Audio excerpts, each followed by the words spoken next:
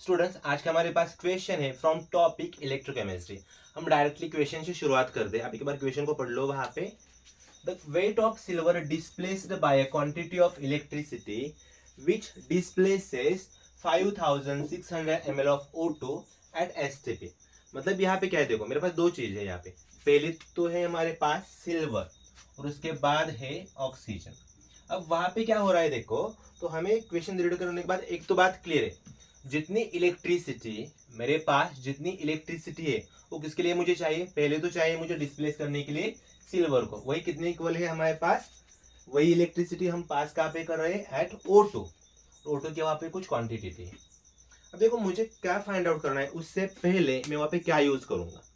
तो जब भी बच्चों वहां पे सेम अमाउंट ऑफ इलेक्ट्रिसिटी कहीं पे भी आपको दिखाई पड़े, डायरेक्टली आपके दिमाग में फिट होना चाहिए मुझे वहां पे क्या यूज करना है। हाँ, अरे क्या यूज करना है हमें वहां पे, Faraday's second law of electrolysis. और लॉ मुझे वो क्या बताता है, अरे फैराडेज लॉ में क्या बताता है वहां पे, according to Faraday's law when you are going to pass same amount of electricity or same quantity of charge into different solutions, then the mass or gas liberated or mass deposited at particular electrode is directly proportional to their equivalent masses। मतलब suppose कर लो मेरे पास दो substances है, दो electrolytes है जिनका मैं मास deposit वहां पे करने वाला हूँ। पहला तो सब्सटेंस है जिसका मास है मेरे पास W1 और दूसरा है मेरे पास W2 which is equal to E1 upon E2।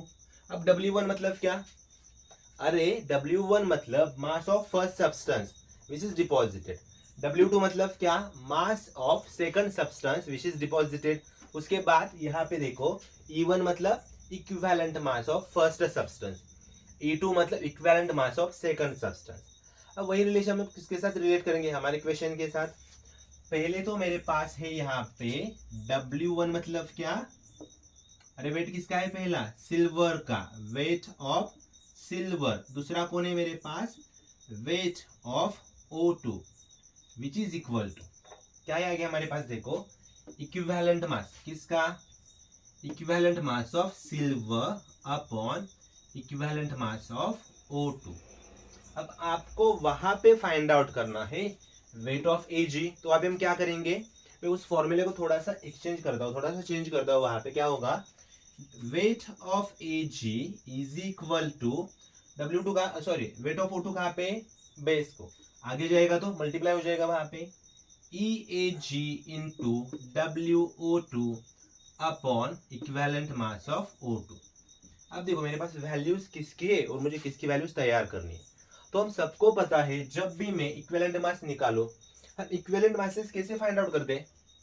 अरे इक्विवेलेंट मास मतलब क्या, तो देखो इक्विवेलेंट मास मतलब मेरे पास एक फॉर्मूला है यहाँ पे, मोलर मास अपॉन एक्स। अब एक्स क्या होता है, एक्स मतलब क्या, वैलेंसी फैक्टर।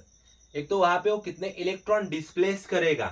सिंपली देखो वहां पे डायरेक्टली तो मुझे डायरेक्टली तो पता नहीं चलेगा ना उसने इलेक्ट्रॉन कितने डिस्प्लेस किए। तो मैं वहां पे क्या कर सकता हूँ, total positive charge over cation या फिर नेगेटिव चार्ज ऑन अनायन। देखो अब पहले मैं यहाँ पे क्या करता हूँ, देखो इक्विवेलेंट मास हम निकालेंगे सिल्वर का।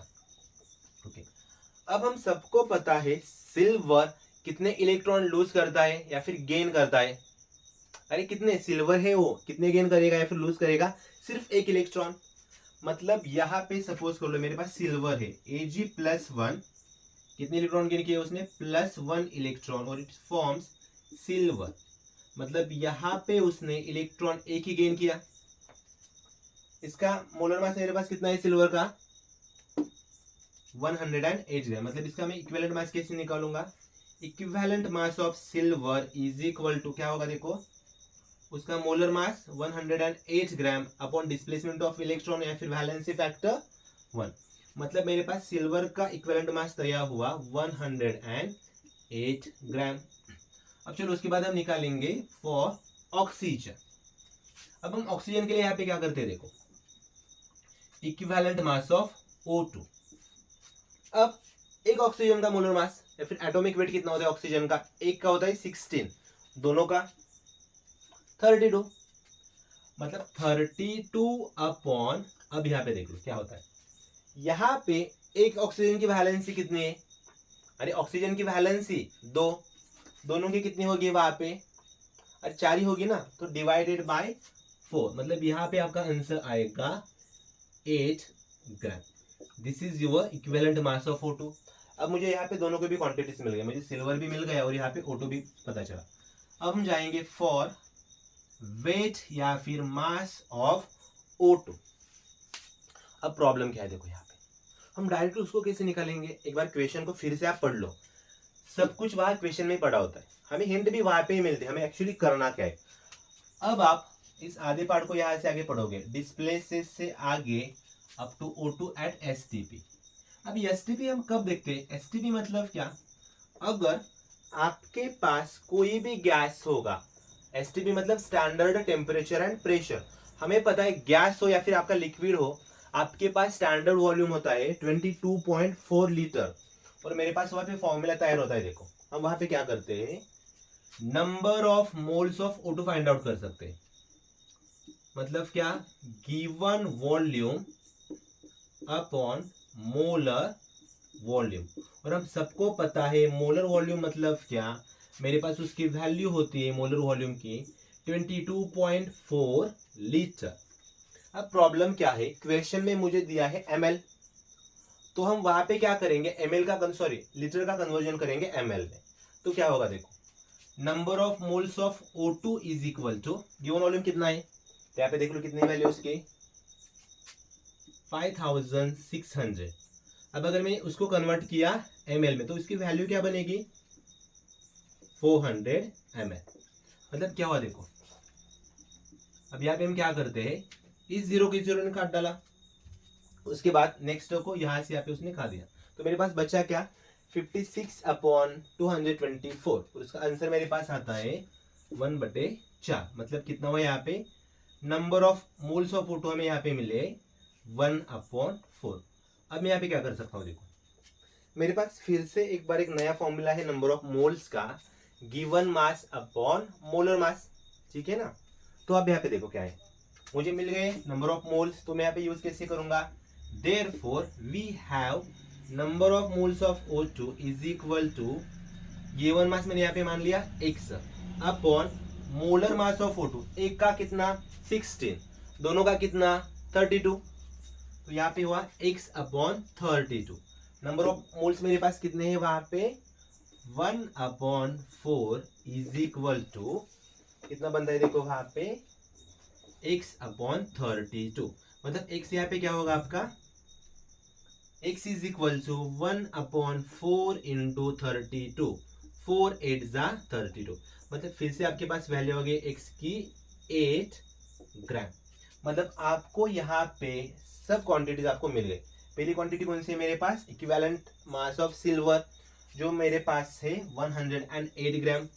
उसके बाद मेरे पास इक्विवेलेंट मास ऑफ O2 कितना है हमारे पास 8 ग्राम, और लास्टली मास ऑफ O2 कितना है मेरे पास 8 ग्राम। अब हम यहाँ पे क्या करते हैं, देखो सभी वैल्यूज को वहां पे पुट करेंगे। पहले तो एक काम कर लो, जल्दी से इसका स्क्रीनशॉट निकालो या फिर नोट कर लो फटाफट से।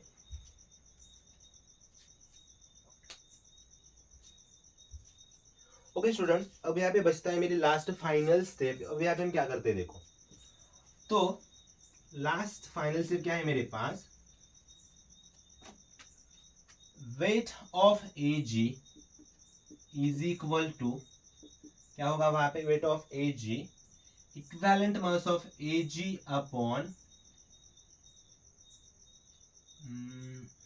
यहाँ पे हम क्या लिखा था हमने वहां पे, equivalent mass of Ag upon equivalent mass of O2 into weight of O2। अब वहां पे वैल्यूज को पुट कर लो, क्या होता है देखो यहाँ पे मेरा बनेगा इक्विवेलेंट मास ऑफ Ag कितना है मेरे पास, कितना था actually 108 gram upon equivalent mass of O2 यहाँ से कितना है मेरे पास 8 ग्राम इनटू वेट ऑफ O2 फिर से 8 ग्राम, 8 गेट कैंसल्ड, मतलब हमारे पास मास ऑफ Ag मिला मुझे वहां पे 108 gram. This is your final answer. एक बार फटाफट से उसको कंपेयर करो मेरे ऑप्शन के साथ वहां पे, देखो option number D is your final answer which is correct one. Okay guys, thank you. मिलते हैं ऐसे अगले वीडियो में, वहाँ पे भी हम क्या करेंगे, नए क्वेश्चन के साथ डिस्कस करेंगे वहाँ पे।